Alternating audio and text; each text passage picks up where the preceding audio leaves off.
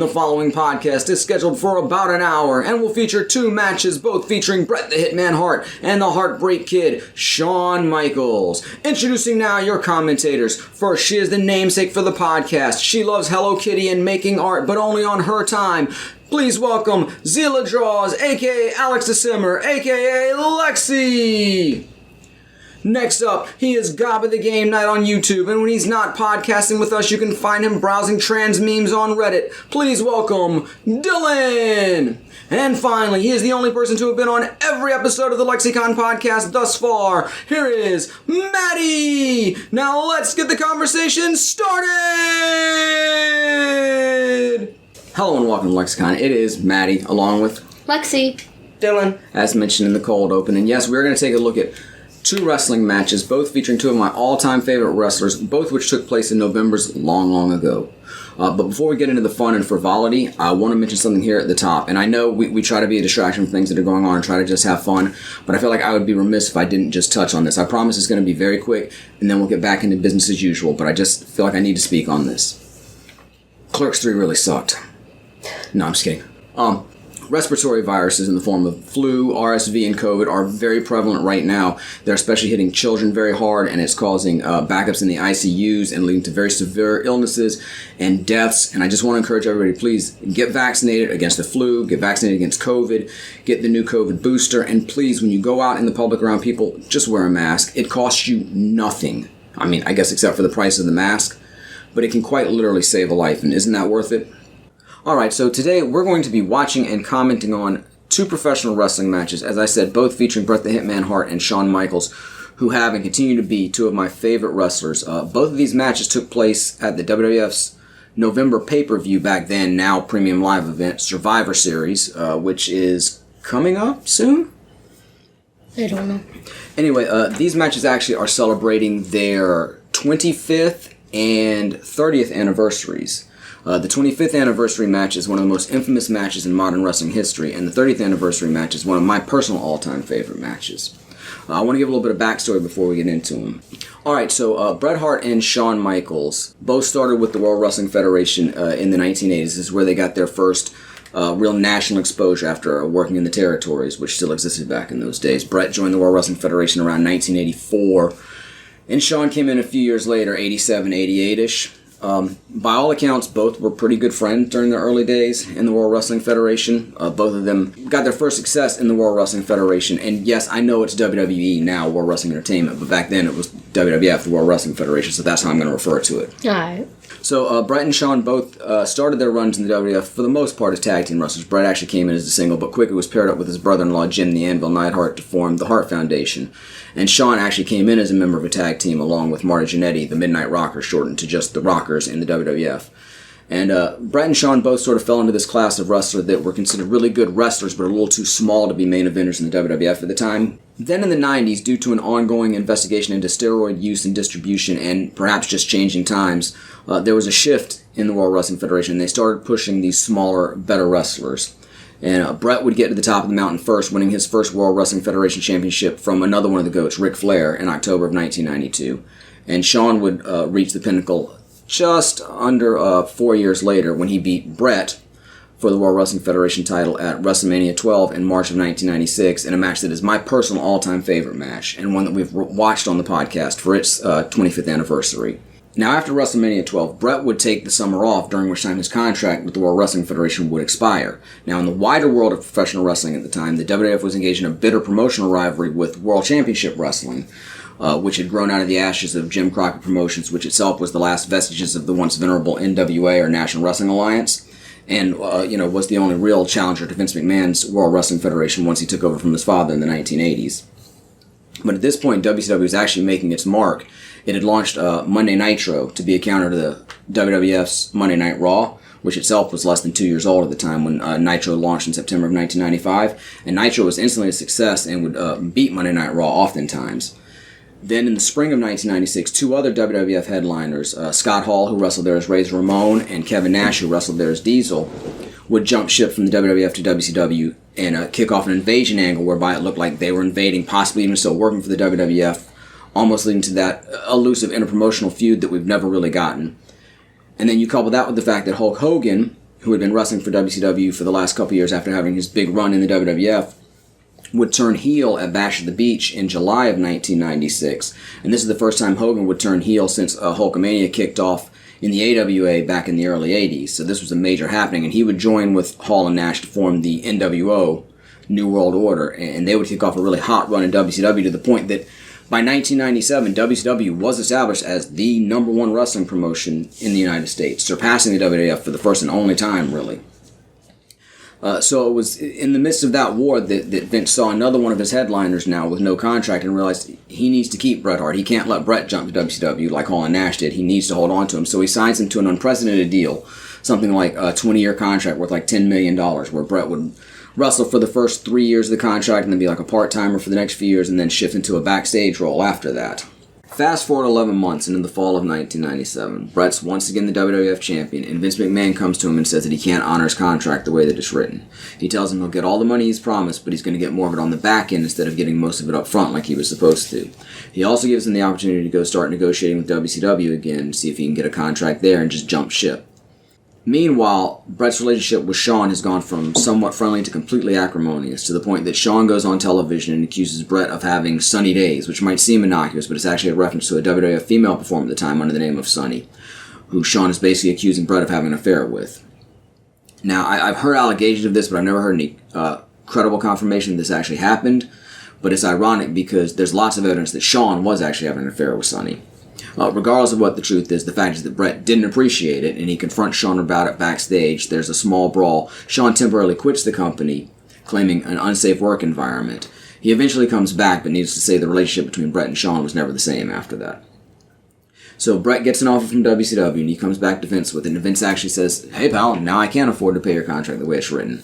Apparently because they upped the price of the off-month pay-per-views, the In Your House series, from $19.95 for a 2-hour show to $29.95 for a 3-hour show. And now there's been an influx of cash and the company's on more stable footing financially.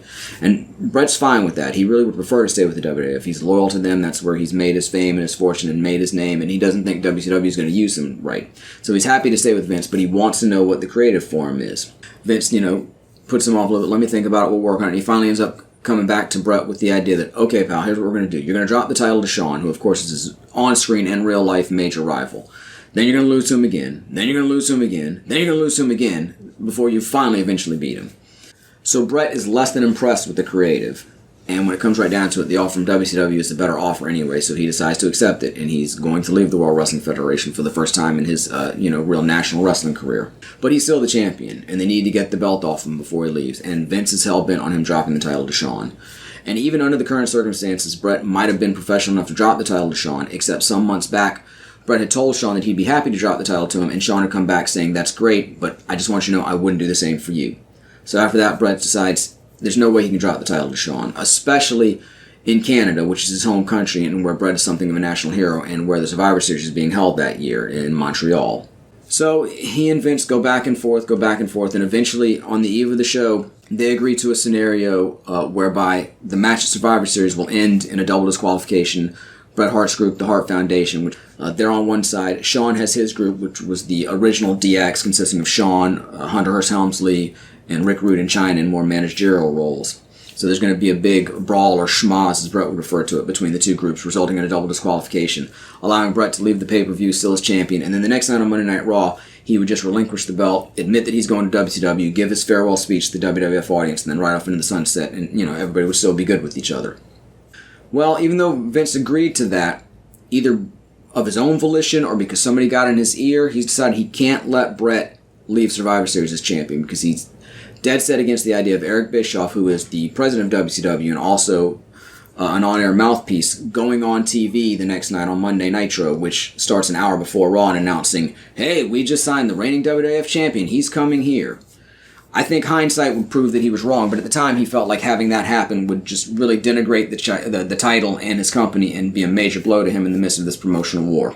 So depending on whom you believe, maybe it's Jim Cornette. He's claimed credit for it. Vince Russo in later years has claimed credit for it. Shawn in his book has claimed credit for it. I've heard it attributed to Gerald Briscoe. And maybe it was Vince himself, because it's not like they hadn't done this kind of thing before. It had happened in the histories of wrestling. It had even happened in Vince McMahon's World Wrestling Federation with the Fabulous Moolah and Wendy Richter in the mid-'80s. But regardless of who the architect of it was, they concoct what has come to be known as the Montreal Screwjob. And as it played out, Shawn would have Bret in Bret's own finishing move, the sharpshooter, when ref Earl Hebner would call for the bell to be rung, and Vince would be at ringside and assure that the timekeeper would ring the bell, and Shawn would be declared the new WWF champion, essentially screwing Bret Hart. Of course, Bret didn't react kindly to this. He ends up spitting on Vince McMahon. He smashes TV monitors at ringside. Backstage, when Vince confronts him in the locker room, Bret punches him out, and then he would end up going to WCW, where unfortunately they did have no idea what to do with him. And between the booking ineptness and politics and some of his enemies being in power, Bret never really had a consistent run in WCW. It was marred by way too many turns, babyface heel, confusing storylines, using him, not using him. And it would all kind of come to an end when he would get injured in a match with Bill Goldberg at Starrcade 99. Meanwhile, the WWF would go on to its greatest heights ever, using the screw job to propel the evil Mr. McMahon character into the spotlight as the foil for the new renegade good guy Stone Cold Steve Austin. And they would ride it to such heights that they would eventually buy WCW in 2001, effectively ending that modern era of wrestling. And I don't necessarily think that the screw job caused any of this, but it did sort of occur right there at that turning point where WCW was riding a high, and then all of a sudden that wave crashed and the WWF rose up to ascend back to the number one spot. So it's interesting to think about that. Alright, so now we're going to take a look at the match that's come to be known as the Montreal Screwjob, which has just passed its 25th anniversary as it happened on November 9th, 1997. Hopefully you're going to watch along with us, but even if you're not, hopefully we're going to make it entertaining enough for you. Maybe you're watching along on your old VHS copy. I still have mine somewhere down in the basement. You could be watching on DVD, or you could be like us and watching on Peacock, which means you had to go a ways to get to this. You have to go to the home page of Peacock, navigate to WWE, then the second slider on the screen, all the way over to WWE In-Ring, then down to Premium Live Events. Fortune Survivor Series is the first one listed because we're just on the eve of the current incarnation of Survivor Series. And then go to Season 11, because they like to list these like they're episodic TV shows. The only episode for that season, Survivor Series 1997. Now, we have fast-forwarded up to 2 hours, 14 minutes, and 32 seconds. Paused on our screen right now, we have Triple H with his back to the camera. You can see just a little bit of China behind him, and Rick Rude is staring at the cameras. They're fixing to knock on Shawn's dressing room. I chose to skip the package that leads up to this because that's going to lose a lot without the sound and just goes right to the ring entrances. They were treating this like a big-time title fight, showing the backstage exits of the competitors from the locker rooms and their walk to the ring. Something that I always thought was pretty cool. But we'll get into all this in just a second. I want to make sure we're all queued up again. 2 hours, 14 minutes, and 32 seconds on the Peacock edition of Survivor Series 1997. I'll give us a countdown for anyone watching along with this. We'll all click play when I say play. It'll be 3, 2, 1, play. All right? Ready? Then let's do it. 3, 2, 1, play. And here we go. Sean's calling out. Hunter's calling out. Sean's calling out. Hunter, you out there? I'm ready to come. This was a slight update on Shawn's gear. I really liked his early singles gear, the white pleather outfits with the broken hearts all over them. Mm-hmm. You see, he still got the broken hearts on his tights. This is sort of the mid-incarnation, and it would get even more sort of.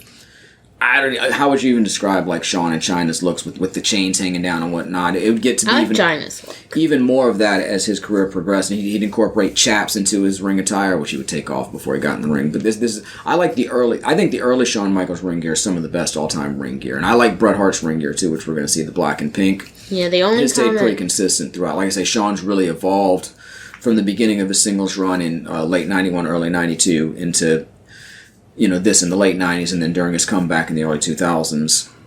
Yeah, I was going to say, the only comment I have on Shawn's outfit situation, I don't like the placement of the one heart. I know it's intentional, but I don't like it. I don't like the whole, vest thing, whatever that is. Shawn's vest, yeah. Well, he used to actually wear, just he had a white jacket and he had a white vest with the Heartbreak logos on it. And actually, it wasn't even Heartbreak logos at first. It was just, patches of zebra stripes. And I thought that looked just as cool as this. He might have had a broken heart here or there, but it was mainly just zebra stripe patches. That's some of my all-time favorite ring gear. Interesting. It looks kind of ridiculous. He's carrying the European Championship, which was the championship the WWE had in the late 90s. Mm-hmm. It was originally, I think, just a vehicle for Davey Boy Smith, who was a British-born wrestler. He's a member of the Hart Foundation now. He's Bret Hart's brother-in-law. Mm-hmm. Very, very, very over in Europe for a title for him to carry and represent over there and help, foreign sales of the products. You see Shawn get doused with some beer by somebody in the crowd. Interesting. Shawn actually won this belt from Davey Boy at the UK-only pay-per-view they did the month before. I believe it was in October. It was right before this, and pretty controversial in that apparently Davey Boy thought he was going to be winning the match right up until match time, to the point that he dedicated the match to his dying sister, and then either because Vince decided it was better, or again because Shawn and Hunter got in his ear. There's conflicting stories as to why, but they decided to change it and have Shawn win the title, supposedly so they could come back to Europe a few months later and have the rematch, which of course is never going to happen because Shawn leaves with a back injury, and Davey Boy leaves the Federation in the wake of the screw job as Shawn picks his nose with the Canadian flag. This was actually kind of a unique time. Shawn's a straight-out heel. He's a heel everywhere. Bret's doing a thing where he's a heel in the United States, but he's a babyface all around the world. He's cutting these anti-American promos, but he's the Canadian hero and saying how America's, a cesspool compared to other civilized parts of the world. So it's kind of a unique take. I didn't care for it that much, but it's an interesting thing to do. You see a nice offensive sign in the crowd there referencing Shawn. This was a time. Yeah, he just pulled the Canadian flag back out of his tights. But Shawn's a heel everywhere. He's a heel, and he was a babyface. He turned heel in August of 1997. In fact, in the match where Bret won his 5th WWF title, Shawn was the guest referee, and he swings a chair at Bret after Bret spits on him. Bret ducks. Shawn hits the Undertaker. Bret covers the Undertaker. Shawn has to make the pin because it's his job as the referee, and in doing so, he sort of ends up turning heel. And like I say, Bret actually had been a babyface for a long time, did the double heel turn with Steve Austin at WrestleMania earlier in 1997 in a match that many people still consider one of the greatest WrestleMania matches of all time. I think we watched it. We talked about it anyway. We definitely talked about it. I've always found it overrated personally, but that's when they did the switch and Bret started doing the heel in the U.S. babyface around the world gimmick, which was an interesting thing to do, but I wasn't a huge fan of it. Behind Bret, he's got his brother-in-law Jim Neidhart and his other brother-in-law Davey Boy Smith. They're off camera now. Neidhart was the one to the right side with the goatee. I'm sure we'll see them again at some point. Maybe not, though. That's Davey Boy Smith, and the one with the pink and black is Jim Neidhart, Bret's original tag team partner from the 80s in the Hart Foundation. That's one of Bret's sons carrying the Canadian flag. I don't know if it's Blade or Colt. I apologize. That's the family that's all in wrestling. And like I said, Bret's brother Owen and their associate Brian Pillman are also part of the Hart Foundation clique. 1997 was the time where gang warfare was really big in the WWF, to borrow a phrase that you had, the Nation of Domination, Los Boricuas, DOA, the Hart Foundation, DX, lots of, large man groups. That sounds like a spinoff of the Blue Man Group. You're getting too big for the group, Bob. You're going to have to spin you off into the large man group. And again, we're in Montreal, Canada. Bret's from Calgary, which is in Alberta, which is obviously not the same part of Canada as Montreal, but he's sort of the hometown guy anywhere in Canada. He was very popular overseas as well, which is part of the reason they tried this, heel in America, but babyface everywhere else deal. Interesting.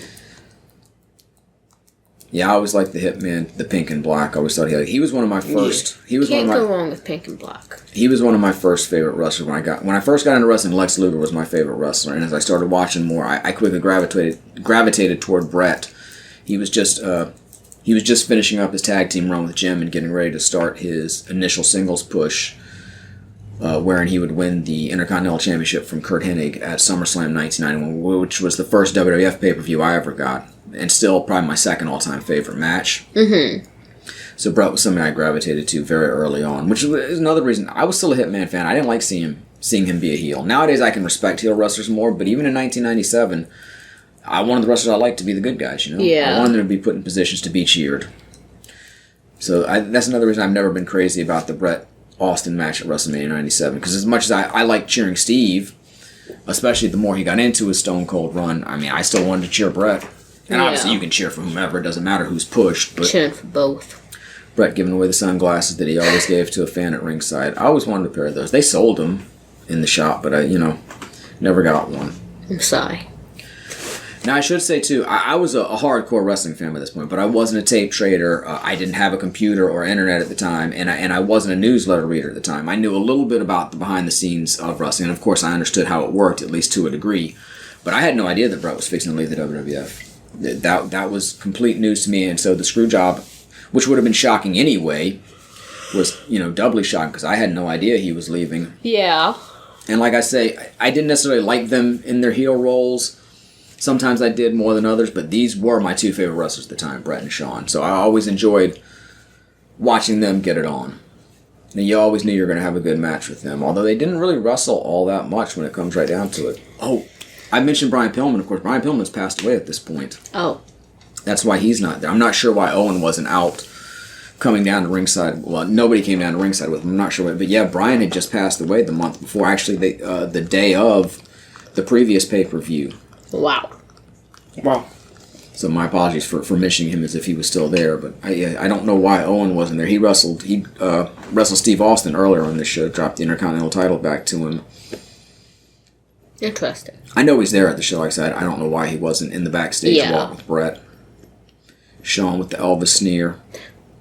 Hart found. Dacian's missing. Yeah. And that's probably my second all-time favorite wrestling belt.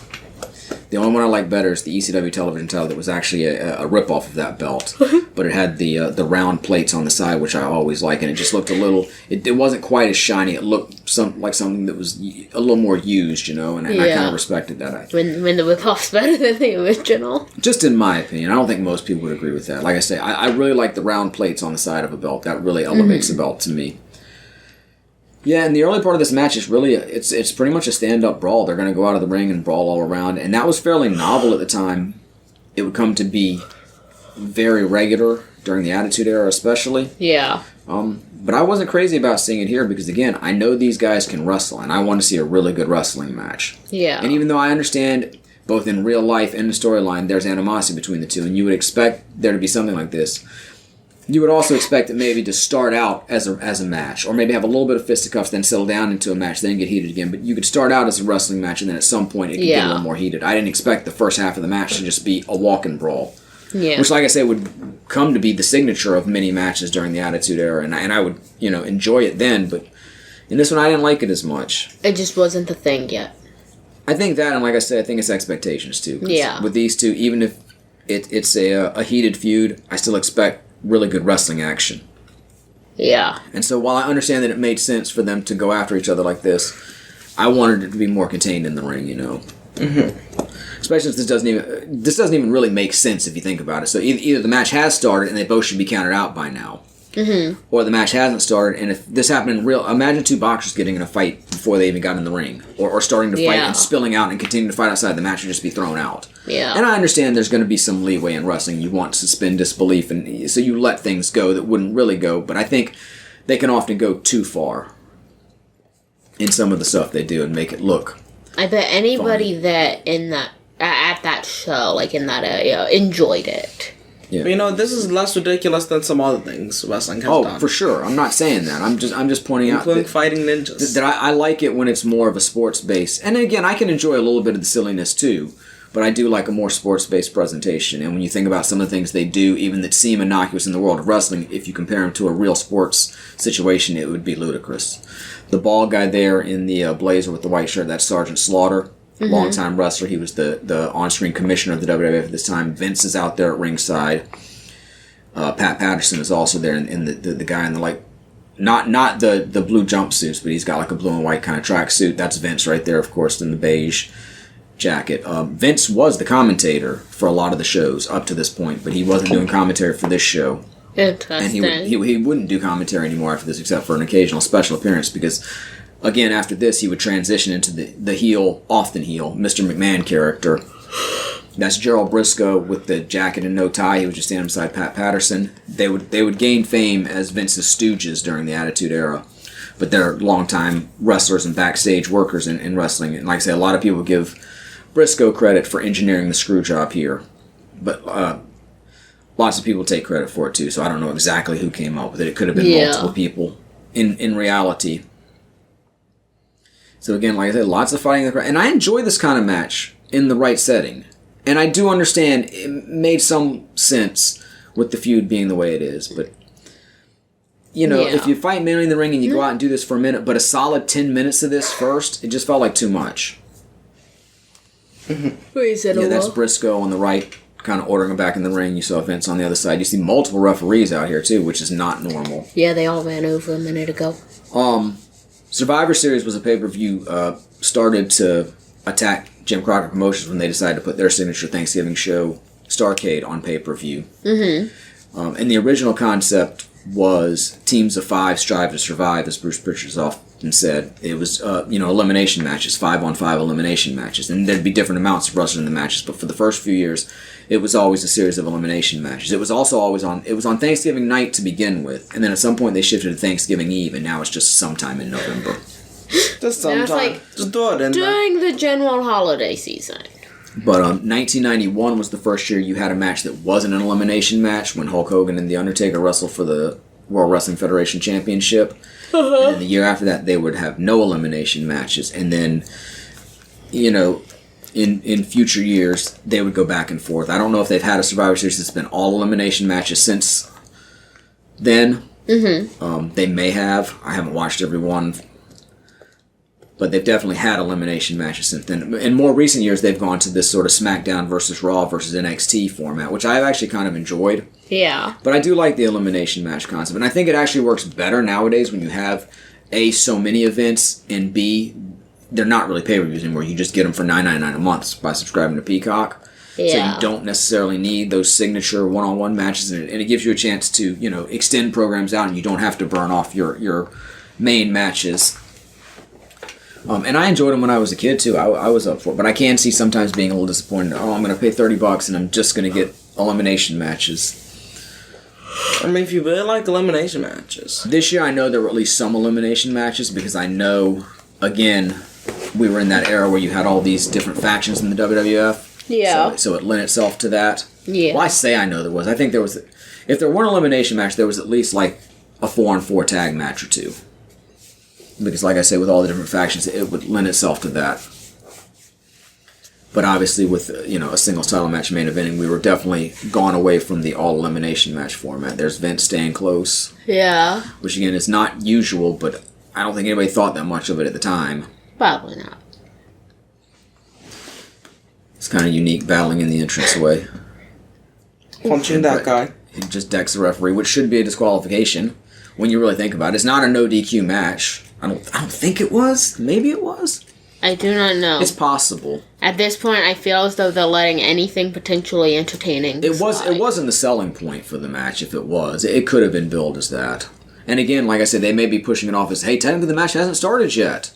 We haven't rung the bell. It hasn't officially started, which again is ludicrous in a real sports context. But I don't mind. Someone should ring the bell by this point. I don't mind letting it slide to a degree. But again, you get two guys who are excellent wrestlers. You expect a more sporting contest, even if there is animosity between them. You feel like that can play out in other ways during the match, or at least I do anyway. I'm not speaking for everybody, of course. Yeah. Dragging them by the hair back to the ring. And this is why having hair is a disadvantage in wrestling.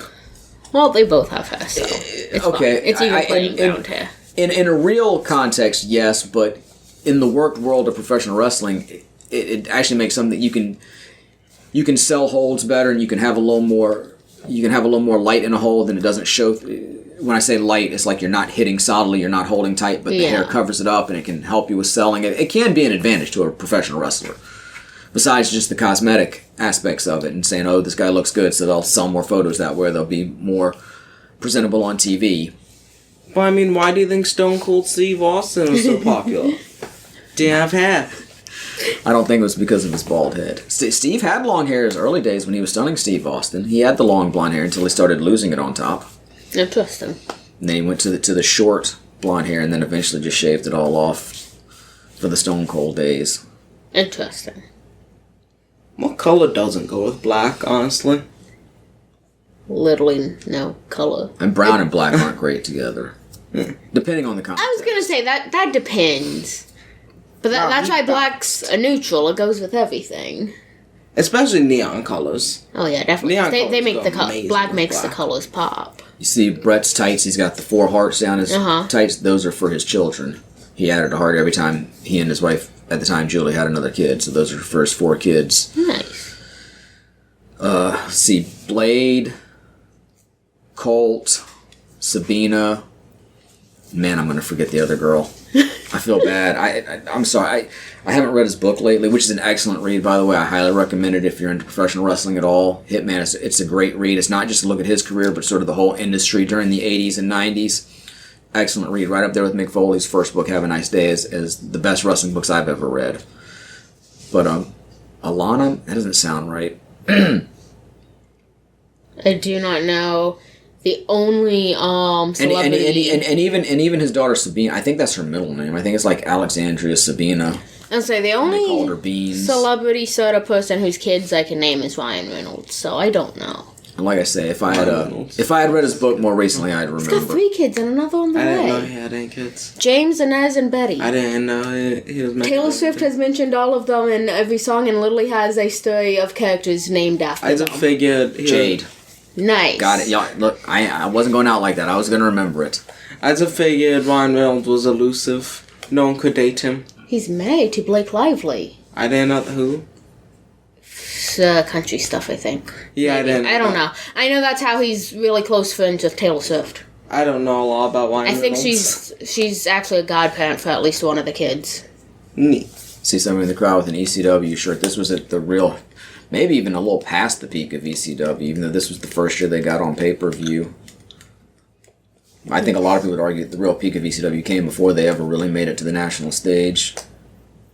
ECW sort of set itself up as that third option behind WCW and the WWF in the mid to late 90s, but it would eventually suffer the same fate as WCW. Who was just chilling there? It was just chilling there. Who? ECW. Oh. It's No, chilling they were back. working their butts off trying to get noticed and trying to put out a product that was different from the big two. And they did for a while. Now he's got WWE.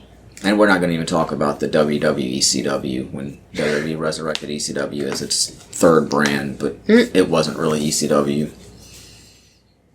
Because, of course, it couldn't have been under those circumstances unless they just completely given it over to Paul and said, okay, we'll fund it, but you run it however you want. And that was never going to happen, at least in the Vince McMahon days.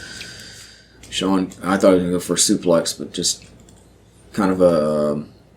Face first suplex. A gourd, yeah, that's really almost like a gourd buster on the steps. And now you got, yeah, this may very well be a no DQ match. Yeah. No, I guess it wouldn't be because they were going to do a double disqualification. So I have no idea at this point. It's a no. it's just like I say, we're in that proto attitude era where walking brawling was much more prevalent, and they're going to let them use weapons. They're going to give them more leeway with that kind of stuff. Of course, in ECW.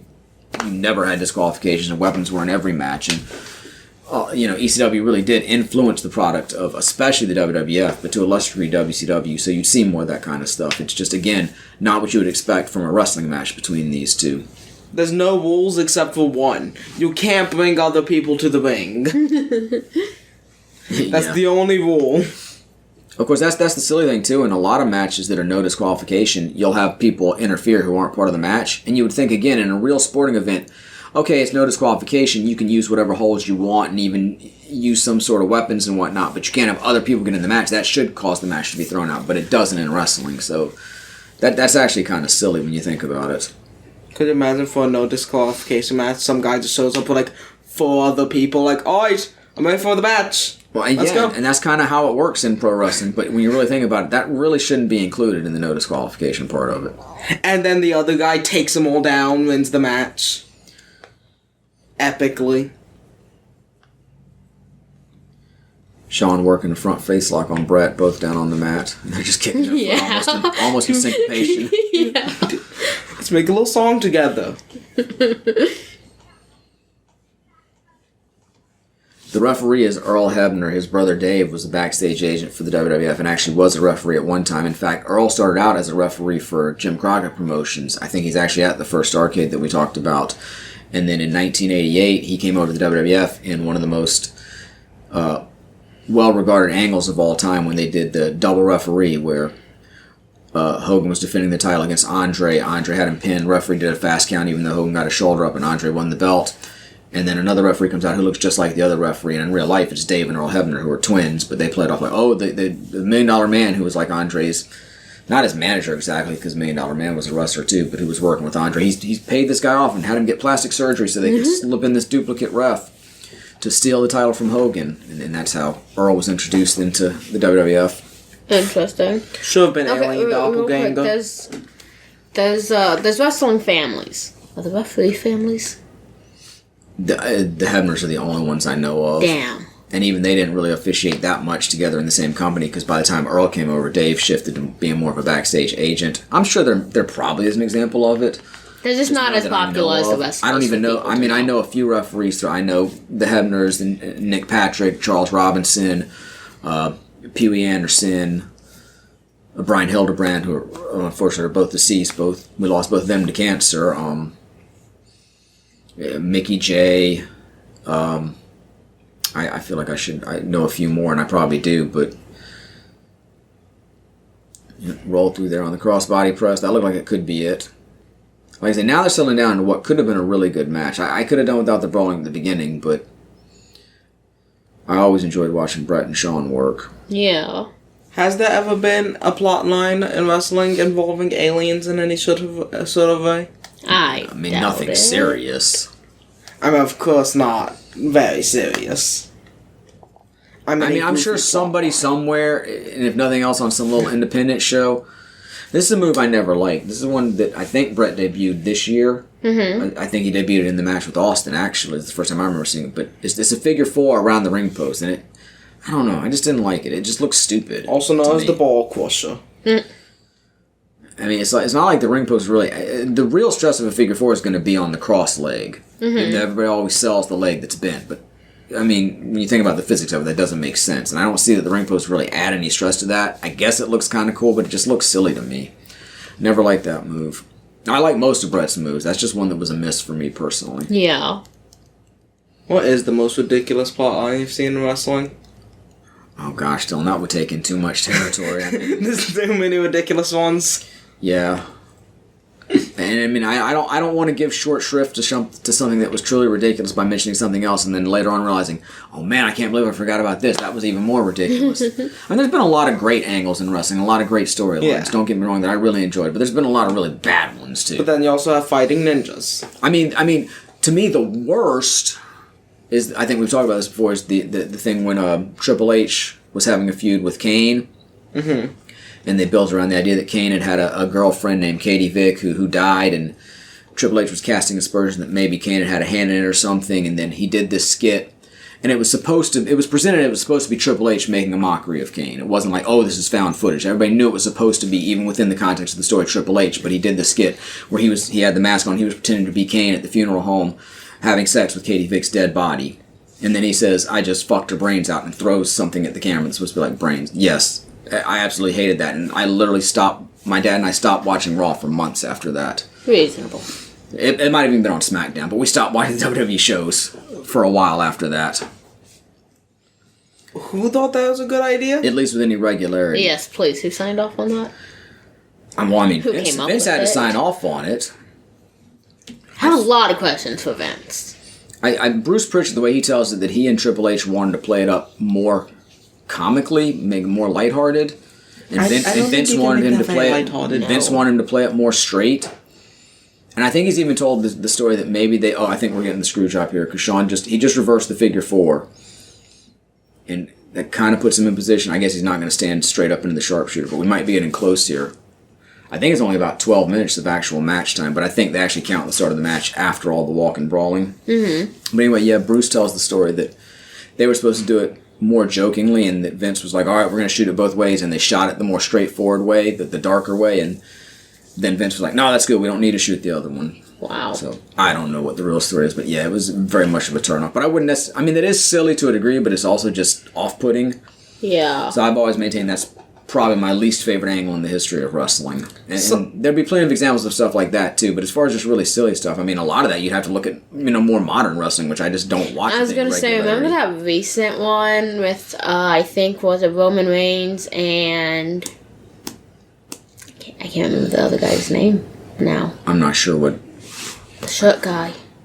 I apologize. Mask. Rey Mysterio? Yeah. It wasn't Roman. You're talking about Seth Rollins. Was it Seth? I don't even know. Yeah. Yeah. That one. You had to win by taking out your opponent's eye. Yeah. Yeah, that was pretty silly. Yeah. That would definitely rank up there. Didn't they fight with ninjas fairly recently? Yeah, in one of the cinematic matches.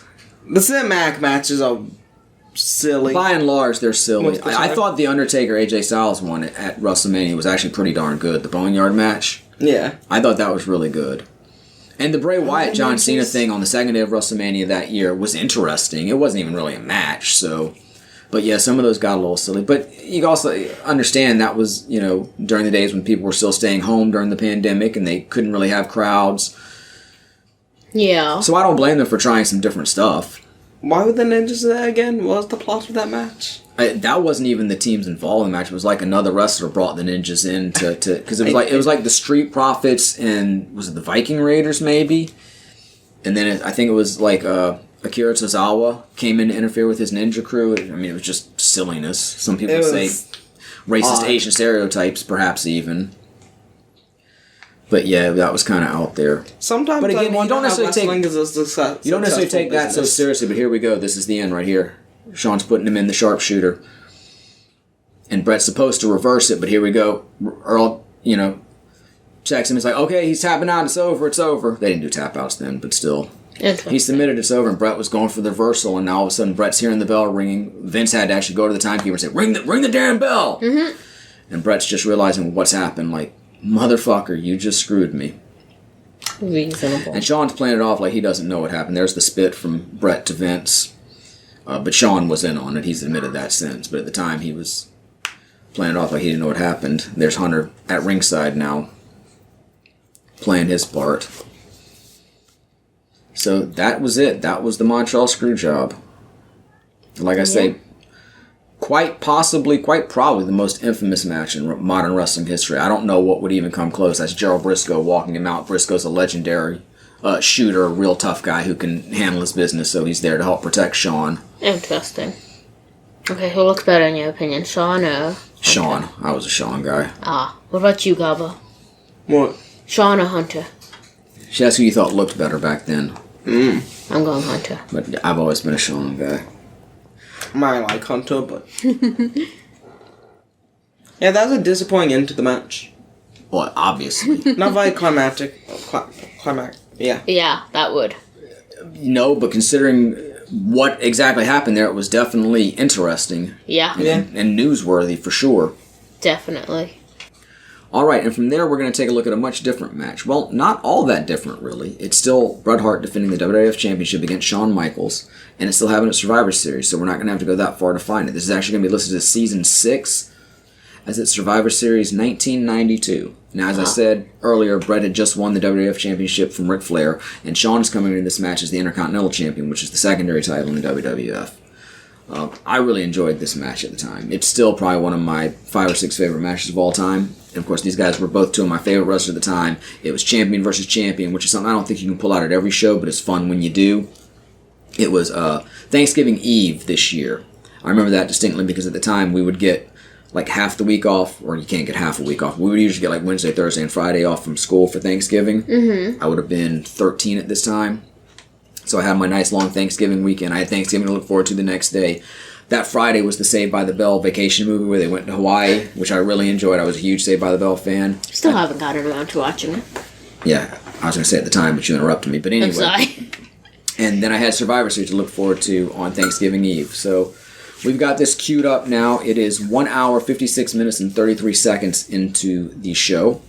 For those of you watching along, and again, if you're not, hopefully we'll make it entertaining enough. I will give you the same countdown, 3, 2, 1, play. We'll all play on play. Right now I have a crowd shot pause on the screen. It says live, the Coliseum, Richfield, Ohio, and we're going to get right into their entrances from here. So, again, 1 hour, 56 minutes, 33 seconds, Survivor Series 1992. For those of you watching along with us, here's your countdown. We'll play on play. 3, 2, 1, play. And here we go, Survivor Series 1992. Now, this is the first year, I believe, the Survivor Series went away completely from the elimination format. Interesting. The year before, they'd had mostly elimination matches, but the World Championship match between Hogan and The Undertaker was the outlier. This year, I think they scrapped the elimination match concept completely. Then, by 1993, they were back to all elimination matches. No. And for the next few years, they would have at least some elimination matches every year, and then they'd go away from them completely, come back to them. This year, 2022, they're actually doing War Games, which is a concept you guys should be familiar with. It comes from the Jim Crockett promotion days and the WCW days where you'd have the double ring with the cage over it. 2 wrestlers would start. You'd have a wrestler come in from each team every 2 minutes until all the wrestlers are in, and then a submission or surrender. Yeah. Which is a really cool concept and something they've done in NXT before, but they never would do on the big stage of the WWF because Vince wasn't a fan of it because it wasn't one of his ideas. But now that Triple H is running things, of course he used to run NXT, now he's bringing it to the main stage. So instead of elimination matches, we get War Games, which is kind of cool. They're going to do a men's War Games and a women's War Games. Nice. So I'm kind of looking forward to checking it out. Shawn just made his entrance. Now we're getting the backstage interview with Bret Hart before the match. I think Shawn actually had an interview before his entrance as well, but we skipped that. My apologies. You wouldn't have heard it anyway. How do you like the epaulets on Bret's jacket? I'm questioning those. I was also going to say with Shawn's outfit, I like the vest. Yeah, that was the classic Shawn look that I was telling you guys about that I liked so much. I was going to say, I really like that vest. Sometimes it would be a vest, sometimes it would be a jacket, but the same look, the same style, the same material. I really like that Shawn look. My favorite wrestling gear look. And again, Bret's pink and black look was really close to it, too. I thought his ring gear looked very good as well. Definitely. But his pretty much stayed the same through most of his. Once they went to the pink and black, that was the look Bret had for the rest of his career, with minor differences. Isn't his book even pink and black? Yeah, he would ditch those ring jackets for just the leather jackets at some point, which I prefer his actual ring jackets. Maybe not that one. Maybe not that one in particular, but he had different versions of it that I thought looked really cool. So with the vest, I liked it. I think I want one like it, except I just want the chains on the sides. Like it needs to be completely open, sort of in the middle, and something underneath it. Yeah. But as a separate piece, Mean Gene Okerlund, the stickman there, came from the AWA into the WWF during its national expansion, then went to WCW in the 90s. He, passed away a few years ago. Lots of people were big fans of Gene as an interviewer. I'm not crazy about him. I mean, there are the iconic moments of Hulk Hogan. We know something, Mean Gene, and then in WCW, Ric Flair, mean, woo, by God, Gene. But any families of interviewers? Not really. Not even as commentators. We have a long line of interviewers that have family. Gosh dang it! Not that I can think of. I mean, now like Bill Watts was the promoter in Mid-South, and he actually ran WCW for a little while and worked behind the scenes at the WWF for an even shorter time. His son Joel, I think, did some commentary for Mid-South, and Bill did some commentary too. Mm-hmm. But no, I can't think of any other real family connections amongst the announcers either, to be honest with you. Announcers and or interviewers.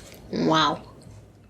I can't even just the wrestlers. I can't even off the top of my head think of any relations between announcers and wrestlers or vice versa, like wrestlers' kids being announcers or announcers' kids being wrestlers. And again, of course, I mean, some wrestlers would do announcing and commentary during their careers and would transition into that, but no, I can't think of any really family connections. Wow. So the whole family stuff was mainly just the wrestlers. I suppose. I mean, and the backstage people, like the owners and promoters. Yeah. It's like, if you're in the family with a wrestler, you're more likely to want to become a wrestler. I mean, you might want to be part of the business, but not the dangerous half of the business. Wow, this looks so cool. I want to talk to those people. Like, I mean, somebody's got to want to do it. I mean, yeah. But I feel like it's most likely they want to actually be in the ring. You saw Shawn in the 1997 match. He had the hair slicked back into a ponytail. In 1992, he's got the full-on mullet. Mm-hmm. Yeah, I think ponytail looks better. I think it looks better, but I like them both. Bret just had the same hairstyle. Yeah. Just Right. Like I say, just went in for a trim as needed. Bret found his look, and it worked through his whole career. Shawn had to evolve a bit. Although, I like Shawn's ring gear during this time period better than the later eras. Even though it was still nice in the later eras. Why is his hair constantly wet? Because he would wet it before a match. But why? Because he thought it looked good. Get a blow dryer. Lots of wrestlers wet their hair before they go out. I was going to say, and in general, that slick back sort of hair was a style at one point. Yeah, see, now these tights that Shawn's wearing are actually the inverse of normal. Where they're like zebra stripe tights, and the splotches are a solid color. But interesting. He started out with and would often wear like the white tights, and those splotches would be where the zebra stripes were. Yeah. So this is a little bit of play off of that, but still gives you the idea of the classic Shawn ring gear. Like I say, Shawn started out as the member of the Rockers with Marty Jannetty, and they did one of my all-time favorite angles to break up the team and send Shawn off onto a singles push. Mm-hmm. They were on an interview segment called The Barber Shop, because there was a character named Brutus the Barber Beefcake, and it was set up, it had a barber chair and a barber pole, and there was a window in the set, and it was like a 2-wall set. And they did their little interview, and excuse me, Shawn was like raising Marty's hand, like, hey, everything's good, we're good, and then all of a sudden he turns and super kicks him, which would become Shawn's signature finishing move, and then he picks him up and throws him through the glass window, and Marty, I don't know if he really got cut on the glass or if he did a blade job or both, but he came out of it bloody.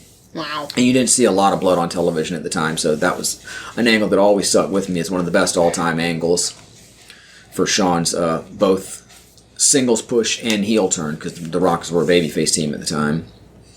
And there's the Mylar sunglasses that we talked about earlier. Yeah. I don't think Shawn ever had anything like that. Probably not. One thing I find weird about Bret's outfit is how it's nearly like a normal tank top or whatever, but it looks like it's pulled aside to specifically show off his nipples. Yeah. It's a singlet. With normal singlet. It's a singlet, which is a wrestling outfit, which has it has the tank top part, and it goes down and will have like short legs. Uh-huh. And there actually is a version that is just cut like trunks, but it still has the tank top, like Nikita Koloff used to wear that. But yeah, he's wearing a singlet, and he's wearing long tights over that, and then a pair of trunks over top of that. You can see that it's actually like a 3-piece get up. Interesting. I assume that it's an actual singlet under there, because his tank top never comes out, so I assume it's actually a singlet. And it could be the trunk cut singlet as well, but then he's got the... But I have seen him in an act like Survivor Series 93, the year after this. He teamed up with his brothers in an elimination match, and they all wore singlets with the shorts. So, and then that's what Owen wrestled in. His brother Owen as well, he had the singlet. But they do just look like a tank top that's been pinched. Yeah. Yeah, I find weird how it seemed to specifically be made to show off his nipples.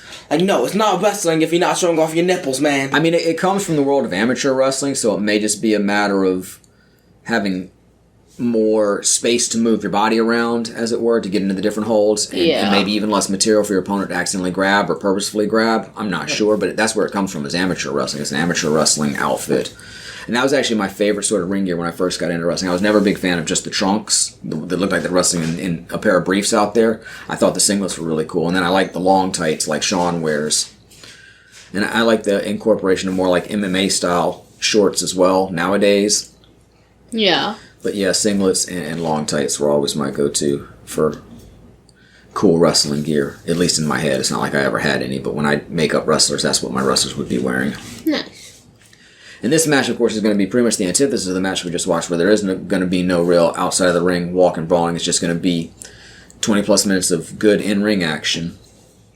Bret said in his book that Shawn came to him and said he wasn't really in condition to go a long match like they were going to, so Bret paced the match slower than he would have liked to. But I've always thought it was a great match. It always stands out to me as, again, one of my favorite matches. Again, my two favorite wrestlers. It's a holiday weekend for me as a kid. It's champion versus champion. Just everything comes together, and they're both good performers, and they put on a really good match. So it's always stuck out as very special to me. And you see Earl Hebner's the referee again. Same guy who was the referee in the Screwjob match. I think that's Earl. It could be Dave, but I'm pretty sure Dave wasn't refereeing by this point. If I saw them together, I could definitely tell who was who. They look enough different that I could tell in a side-by-side. But I'm pretty confident that it's Earl, because I don't think Dave was refereeing by 1992. I like all the slow reach arounds to the hair. Drama, man. Like, well, he's trying to pull off behind the referee's back, because it's technically illegal. It's not enough to get disqualified for, at least not the first couple of times you do it. And it's drama, man. You know, these two guys were great in the ring. I find it more funny than drama. I'm gonna do it. Nope. I mean, honestly, these are probably the two best wrestlers of their generation. I mean, I guess technically Bret's a little older than Shawn. He doesn't go quite as far back as somebody like Flair. But he's a little older than Shawn. But yeah, that late 80s, early 90s generation, these are probably the two best, at least in the United States. And like I say, at the time, Bret would have been my number one guy, and Shawn probably would have been number two. And of course, Flair would have been in there somewhere. And over the years, I've juggled my list a little bit. And for a while, with his, like I say, I didn't like Bret's heel run at the end of his WWF run, and I didn't like much of anything he did in WCW, which by and large wasn't his fault. It had more to do with the booking than him personally. But I kind of got down on Bret for a while, and then kind of came back around after going back and, reading his book and watching the matches again. Bret really was something special. You kind of forget about it when he has that real lull at the end of his career, but he was something special for the most part. So I'd put Bret very high on my list of favorite wrestlers now. Nice. He and Rick and Shawn are almost definitely the top three, and depending on the day, I could put them in different orders. It's kind of like, the Final Fantasy games, Final Fantasy VI and Final Fantasy VII, Final Fantasy and Chrono Trigger. I'm like, on any given day, I could pick any one of those as my favorite match. Yeah. That's kind of how I feel about those three wrestlers. But in 1992, man, these were my guys. Like I said, Rick was still doing it in 92, too. Early in the year, he'd had that great Rumble match where he'd actually won the WWF title in the Royal Rumble after having left WCW for the first time ever, really. I mean, he started out in the AWA, and then he was a Jim Crockett Promotions guy, and of course, as the touring NWA champion, he would work for other territories, but he was mainly a JCP guy, and then he came over when JCP was sold to Turner and became World Championship Wrestling, and then he had a couple-year stint in the WWF, and then he was back to WCW until WCW folded and the WWF purchased them. Yeah. One thing I kind of don't like about wrestling matches sometimes is when the Absolutes go, like, flying after a move or something.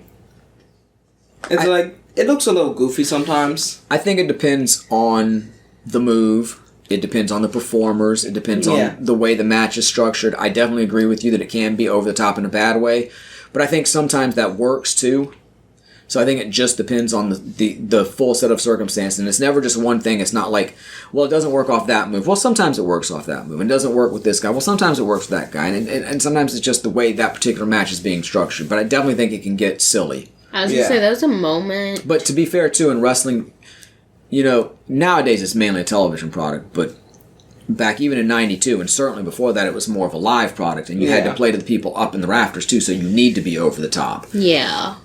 And even nowadays on TV, you still want to be over the top because you want the presentation to be over the top. You want it to be larger than life. You want these people to look like superheroes in the ring. That's what makes it exciting and draws you to the matches. So let's just say that was a moment in the match we previously watched where Bret hit Shawn, and just the way Shawn jumped after the hit. Shawn was definitely an overseller, and usually it was really good. Sometimes it could be a little silly, like his match with Hogan. It's like he got punched in the face, but he jumped and kicked his leg up, and it's like. You could also see the way that Rock always sold Steve Austin's Stunner, where he would start to go down and then flip completely around. Mm-hmm. So there's definitely cases where overselling is a bad thing. And Shawn is somebody who could be guilty of that, but usually he was right on with it, though. He's definitely one of the best ever to do it. And a lot of what he did is not so much that he had all these great moves, but it was just how he did what he did. Yeah. I keep hearing a bell ring somewhere. I'm assuming one of our pets is playing with something. I thought it was the ferret's water bottle. Maybe. It sounds like a bell ringing, but I apologize. It's definitely something to do with that. I apologize if that's picking up on Mike. It's kind of bugging me, but I don't want to get up because we're in the middle of the match. Yeah. You see the old WWF logos on the turnbuckles there. I don't know what the rules are, and maybe it's just completely gone away by now, but on a lot of the WWF videos for a long time, that logo was blurred out. Interesting. And it's for the same reason they changed their name to World Wrestling Entertainment, because the World Wildlife Fund had the international copyright on the acronym WWF. Yeah. And they always had an agreement, and it wasn't a problem because WWF, I mean, they did promote overseas, but it was, mainly a United States company. But then with the predominance of the internet, and I think it had to do with them wanting the WWF.com for the entire world and not just the United States, where they ran into trouble, and they ended up going to court with them over the initials. And I don't think the hearing was heard in the United States. I think it was overseas, perhaps in the United Kingdom. And they lost, and then they couldn't. So that's why they couldn't be WWF anymore, and they became World Wrestling Entertainment, WWE. And on a lot of the videos, they had to bleep out any mention of the WWF, and they had to blur out the logos and stuff. But on most of it, I don't see it anymore. Seems like you see it sometimes and not others. Yeah. And I haven't watched a whole lot of old WWF stuff on the network recently. And I see here that nothing's being blurred out. So maybe they're done with that completely. I mean, obviously the name is still going to be WWE or World Wrestling Entertainment. Although the actual corporate name, like what they're traded as on the stock exchange, is WWFE, World Wrestling Federation Entertainment. Interesting. I believe that could have changed at some point too. That was their name when they first went public, because the WWF wasn't a publicly traded company until '99. Might not have been 99, might have been 2000, 2001. It was right in that era.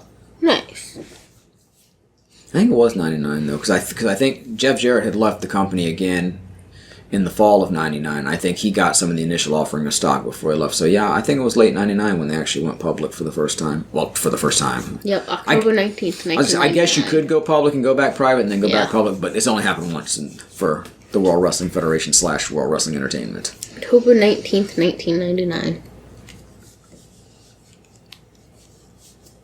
A little arm driver there. I don't even know what to call that. It's almost an arm bar, but he dropped down with it. I like Sean's gloves, too. They're basically they're weightlifting gloves. I had several sets of those just because they were the cool with fingerless gloves. Interesting. Mine were usually black. His were white. And he's got electrical tape taped around his wrists, which I guess is kind of stupid when you think about it, but it looked cool. Bret's got pink athletic tape taped around his wrists. Tape was always a big part of wrestlers' presentations, at least when I first got into it. I guess in theory it's to help support your joints. Uh-huh. And I think a lot of it's just because it looks cool. And you can also, like some wrestlers would keep their blade in their wrist tape too. That seems dangerous. I think it's less dangerous than keeping it in your mouth. Is dangerous. I mean, yeah. I think Bret kept his in his mouth. I was thinking if you're keeping it in the tape and something just goes a little wrong and it's on your vest. But I mean, from what I understand, it's a razor blade. You know what a razor blade Yes. looks like, just a single edge razor blade. Yes. You snip off just the tip, so you just have a little triangle of a blade, and you wrap tape around all but just the end of it, so you just have the end of the blade, and then you would like put it over top of your wrist tape and then put another piece on to hold. I think that's probably one of the safest ways to hold a blade. Probably. I've also heard about, you'll see wrestlers tuck it down in their tights, especially when they're done with it, or Bret's talking about holding it in his mouth. I've heard of wrestlers passing them to the referees when they're done. Jim Cornette tells a story about, at least in one wrestling promotion, the ring posts were hollow at the top, and wrestlers and referees would just drop the blades down there, and eventually when the ring would be moved, you'd find like this mass of discarded blades Have so many underneath the questions. ring post.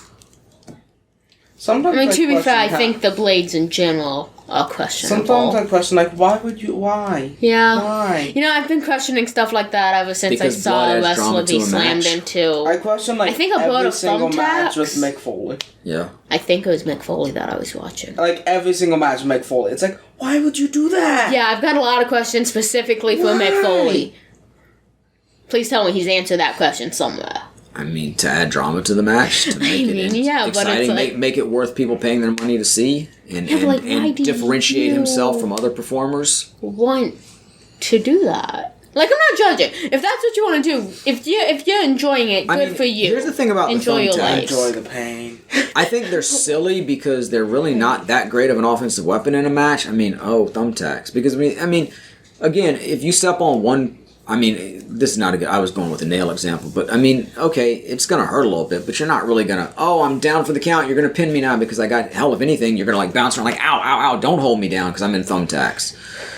So, I mean, it is kind of a silly thing, but at the same time, It's uncomfortable. I think compared to some of the other stuff we've seen wrestlers do, it's not that dangerous of a thing. I mean, you don't want to get it in your eyes, obviously, but just like taking a back bump on them and whatnot. But I mean, I'm sure it hurts. Yeah, and I mean, it's cutting them up. It's like laying on a bed of nails versus being slammed down on a bed of nails. Well, even that, again, the one nail, yes, it's going to hurt. You spread that weight over the whole bed of nails. It's not, and there are bed of nails matches. Mick Foley's been in them in Japan. There's bed of nails matches. They're not common. I still just want to know why somebody chooses to do that. Money, fame, again, for their art. I mean, take your pick. All the same reasons anybody does. I mean, yeah. Anything in the name of art. Same reason, Just Mick Foley wakes up and is like, yes, I would like to be slammed into a bed of nails tonight. Let's see. What should you say? I wouldn't suggest that it's like that. I mean... maybe, but it's just what the situation maybe calls barbed wire bat to the face, some fire. And again, you're talking about a handful of matches in Mick Foley's career. He wrestled thousands of matches. Yeah. Most of them did not have that stuff. Some of them did. Mick Foley has done some pretty quick. Yeah, and I'm not saying he didn't, but I'm saying he did plenty of matches too. And even in his regular matches, he would do risky moves like the sunset flip onto the concrete, or the clothesline over the ropes, or the elbow drop onto concrete. He was definitely a risk taker. But it's not fair to say like every match he had barbed wire in it, or beds of nails or thumbtacks. I mean, thumbtacks even were really rare. That's a handful of matches at best. Even barbed wire. I feel like I've seen it fairly commonly. I mean, Hell in a Cell. I mean, it's probably not a lot of Hell in a Cell with Undertaker in '98. the match with Triple H at the Royal Rumble in January 2000, the match with Randy Orton at Backlash in 2004, and the match with Edge at WrestleMania 2006. That's probably it. That's probably the only time you've ever seen Mick use thumbtacks. And you know, I know there's a few more, like the King of the Deathmatch tournament in Japan in '95. There was a match that used thumbtacks, and I can't speak for his TNA stuff. I didn't watch any of that. But I mean, we're talking a handful of matches, and again, we're talking somebody who wrestled 200 days a year at the peak of his career, if not more. So I mean, you're still talking a very small percentage of his matches. I'm pretty sure I heard of it, like an AEW match or something where they put D4s out and slammed someone on or something. I don't know what that is. What is a D4? Oh, the dice. Yeah. Okay, I got you. At first, I'm like, what? And then it's like, oh, wait, the die? Now I realize what it is. It seems so ridiculous. I also thought, too, because there have been matches, mainly in Japan, maybe some in the States, where you have, like, C4 on boards. Legitimately. The King of the Deathmatch tournament had them that I've just talked about. I have serious questions for wrestlers. So I wasn't sure where you were going with D4, but yeah, they've used C4 explosives in wrestling matches. The sequel to C4. You can read about it in Mick's excellent memoir, Have a Nice Day. And also, he's got a really good podcast that he does with Conrad Thompson called Folius Pod. They just did an episode on the King of the Deathmatch tournament, I think last week. So if you want to hear more in depth and more from somebody who was actually there, I encourage you to check those out. But yeah, that's for real. They've also done exploding ring matches, but those usually just come down to like sparks shooting off from the turnbuckles. There have been more concussive blasts for the exploding rings, just depending on the promotion and the time. Mm-hmm. But it's still, at most, it's loud and smoky. It's not like the ring really blows up. It still can be dangerous for the performers. But yeah, the explosive boards are a real thing. Like, I don't know how many times they've been used. I know once for sure in the King of the Deathmatch tournament.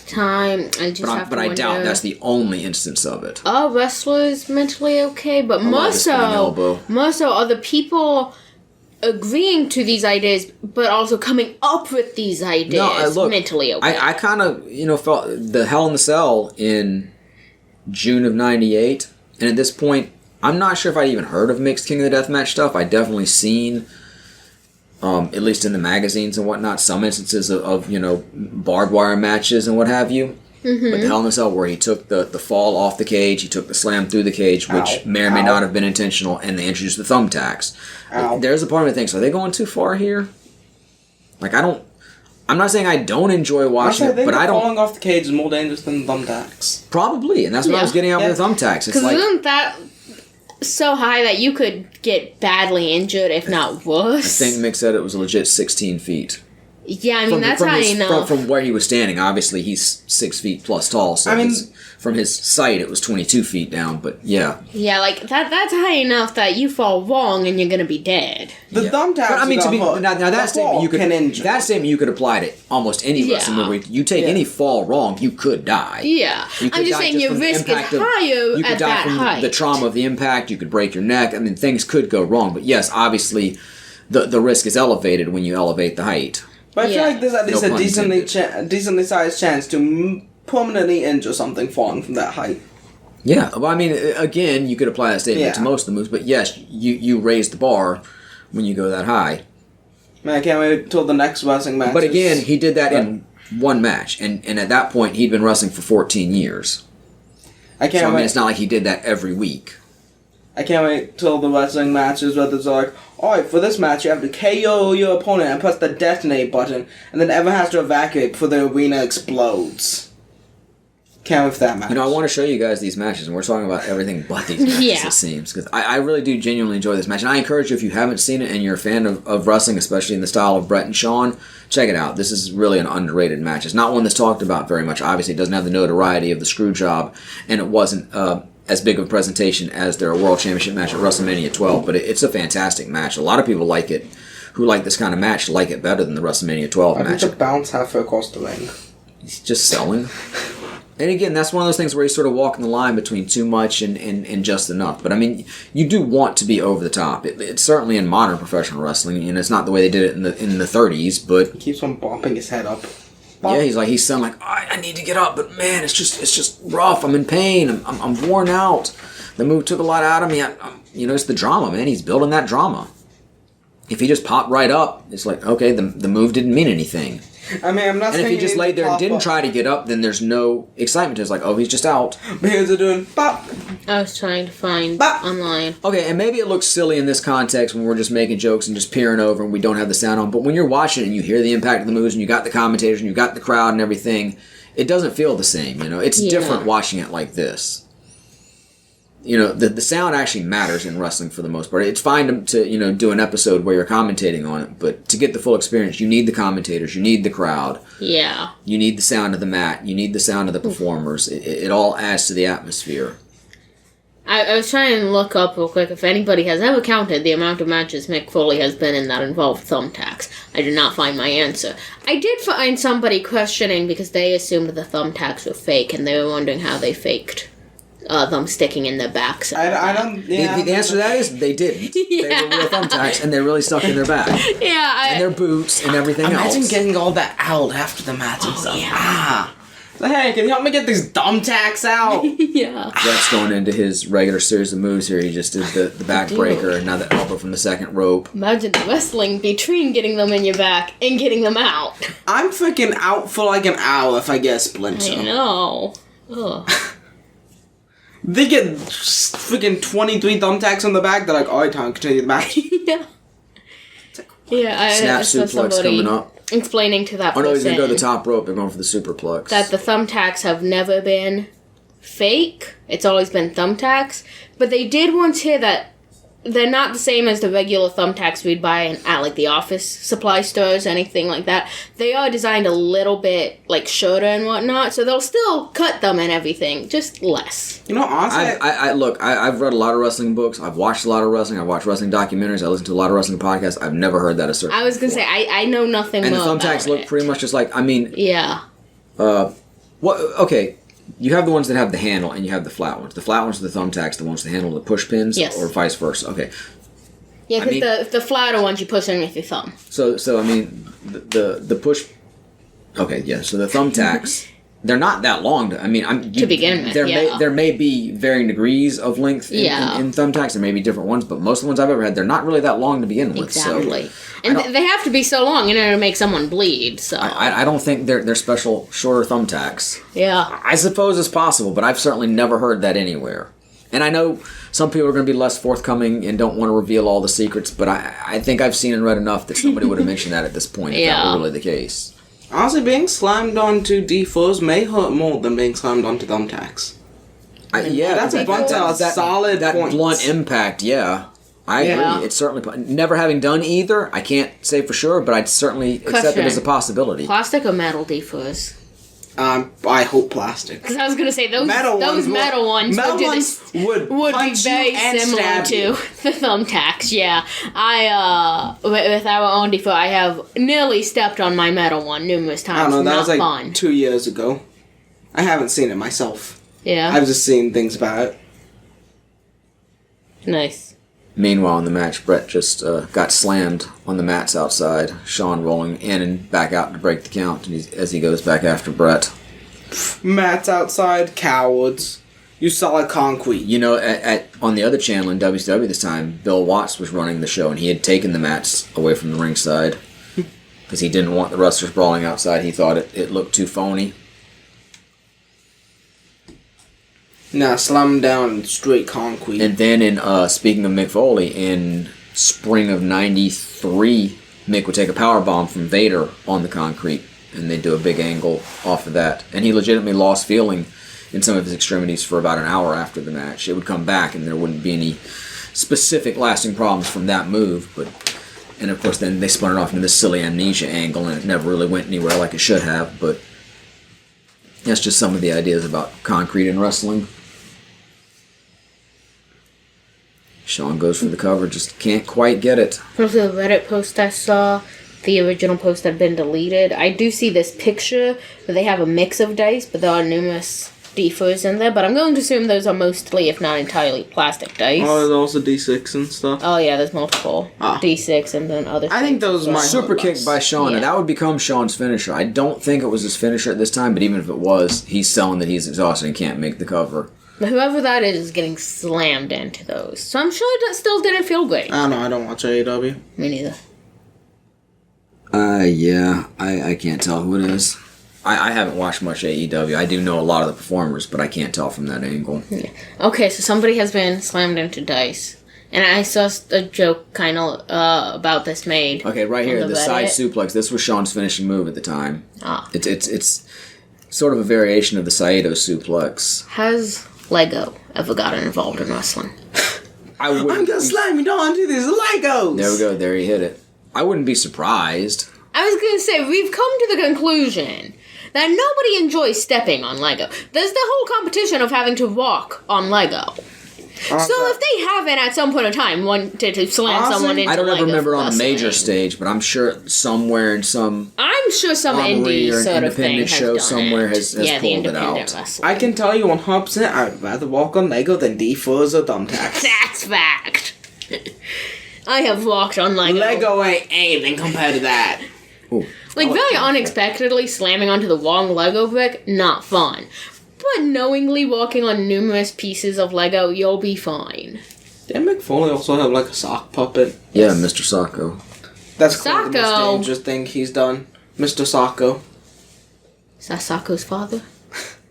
I had a Mr. Sacco. I got it from. They used to give out rewards. I don't know what to call it. When you'd order the pay-per-view, you could mail in your cable bill and you could get a piece of merchandise different months. And Mr. Sacco was one of them. Sean going for the drop, off the top. Off And the that's top. just a sock. Brett caught him in the sharpshooter. This is going to be the end of this match here.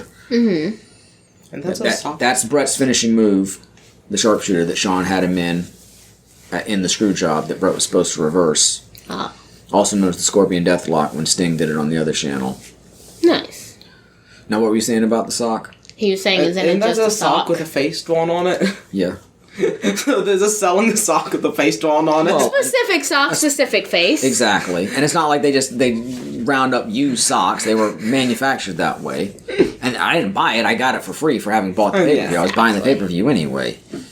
Now here they are selling them at like ProWrestlingTees.com right now for like $40 for an autographed one. Oh, it's autographed, of course. That Autographed raises it. was $39.99. And ironically enough, as we Santa. speak of Mick Foley, there's Santa coming down. Santa? Mick Foley, who is an actual trained Santa Claus. He is? Yep. You have to he be writes. trained to be Santa Claus? Duh. Yeah, and there's like a Santa Claus union. There's a documentary about it, and Mick wrote a book about it. Have you found your new dream job, Gabba? No. Yeah, Mick's into doing the Santa thing. That's cool. That's not Mick there, though. Mick was still wrestling for WCW at this Yeah. time as Cactus Jack. And it is interesting, too, because this is Thanksgiving Eve. Yeah. Well, they're like, all right. But to be fair, y'all are gonna they didn't do have a pay-per-view in December back Yeah. then, so... I was gonna say, I didn't remember this you eat part. Thanksgiving dinner and then you put up the tree. Unless you're like us and you're literally sitting right next to your Christmas tree right now. That kid's like, that's Santa? yeah, that kid's like, Santa! That kid's like, I don't want that snow falling And on then my head. Santa suplexes Bret. No, I think... That'd be a modern no, gimmick. there was like... There's been a couple Santa Claus instances. I didn't see any of them live, but I think John Cena might have been involved with one of the JBL, or maybe it was Mick and JBL on one of the overseas tours on the tribute for the troops that WWE did. And I think in ECW, 911 chokeslammed Santa Claus. So Santa's, and actually WWF had an evil Santa Claus for a little while. It was played by the wrestler who was known as Balls Mahoney in ECW. He was Santa Claus. Oh, God. I love how Santa Claus So there's a bit of canon history to of the Santa Claus. WWE. right. And yeah, that's how Survivor Series 1992 went off the air. I did not remember the Santa Claus, but I did remember the finish of the match. I remember liking it very much. I've been reminded of Santa. And with that, we have seen all of the Bret Hart-Shawn Michaels pay-per-view matches now. Amazing. They only had the 3 pay-per-view singles matches. WrestleMania 12 in 1996, Survivor Series, the Montreal Screwjob match in November of 97, and then the one we just watched at Survivor Series in 1992. Now, of course, I'm sure they probably wrestled on the TV shows, the syndicated shows, Raw, Primetime Wrestling. I know they did runs at house shows. In fact, they did the first ladder match in the WWF back in the 90s at house shows. And they wrestled in their tag team incarnations too, Rockers versus the Hart Foundation, although I don't think they ever did it on pay-per-view, which again, was where you'd see the biggest matches at the time. Once it sort of transitioned, from the arena business to the TV. Really from the arena business to the pay-per-views as being the main thing, and then sort of into TV as being the main thing, because, back in the day, TV was just a method of advertising the promotions. But yeah, Shawn and Bret, man, what could have been? They were always great when they were in the ring together. Even the personal animosity behind the scenes worked until it got to be, too much. Yeah. And even for what they did, I think they're still remembered as one of the all-time great rivalries. But they could have been even more if they just could have gotten along. If business hadn't gotten in the way as it did. Yeah. If Bret's career hadn't ended when it did because of the injury. Of course, he was gone from WWF by that time. But who knows what could have been? I mean, but I am happy for what we got. As I say, those were two of my all-time favorite wrestlers. Yeah. And I enjoyed getting to watch them wrestle when I did. I didn't enjoy the screw job, of course, because of what it turned out to be, but. However, I did enjoy Santa Claus. And I hope that everyone has enjoyed this episode of LexiCon, watching a couple of old wrestling matches with us. Although not that old. Not older than me. Not older than me. Older than me. Because I saw them when they happened live and enjoyed watching them here again with y'all on the podcast. So thanks for checking them out with me. Thank you all for checking them out with us. And make sure that you come back next time when the conversation will continue. Until then, will continue to be Maddie. Lexi. Dylan. And this is LexiCon Concluded. Bye.